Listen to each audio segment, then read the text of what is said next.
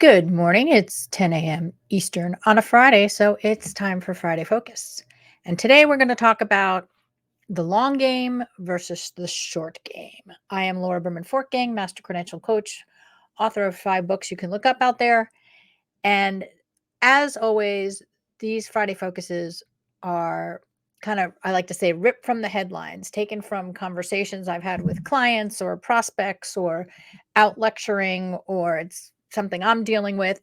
And today we're going to talk about the long game versus the short game, inspired by 2 conversations. Conversation number 1 was with someone who's very unhappy with their job.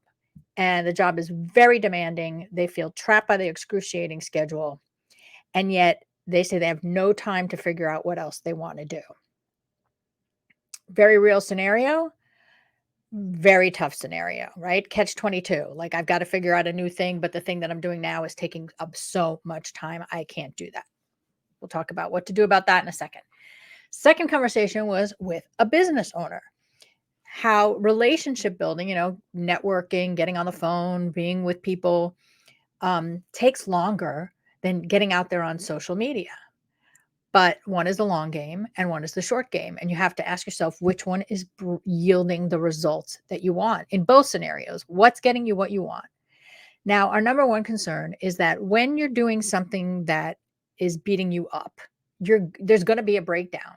There is going to be a breakdown. So do you want to break down or do you want to stop and fix it before you break down? So for our career explorers who can relate to this scenario of like, my job takes everything, how am I going to even have the time to figure out what else I want to do? Is there a way to take a break? Is there vacation time you have? Is there paid time off for something?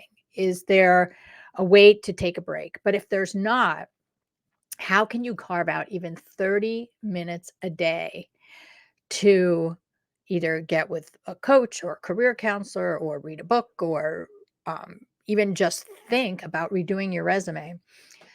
So again, the balancing of the long term versus the short term, right? We have a long term game. Now, the business owner, balance. What's giving you the results that you want? Like I said, developing relationships takes longer, but social media isn't always going to give you the most bang for the buck to get the results that you want. So what am I saying here? What is my recommendation? I'm usually not one to talk about sports as an analogy, but I'm going to in this case. Think about a football player. If all they ever did was play in games, they're constantly working for those big bursts of energy and that big taxation on their body and that big win. Athletes work out in between games, right? It's nutrition, it's getting their body ready, it's specific training to build certain parts of their strength, it's endurance. So you have to play the long game to get the short-term bursts and wins. So as we go into hopefully a holiday break for you, oh no, think about where you can implement more of the things that'll let you be in the long game.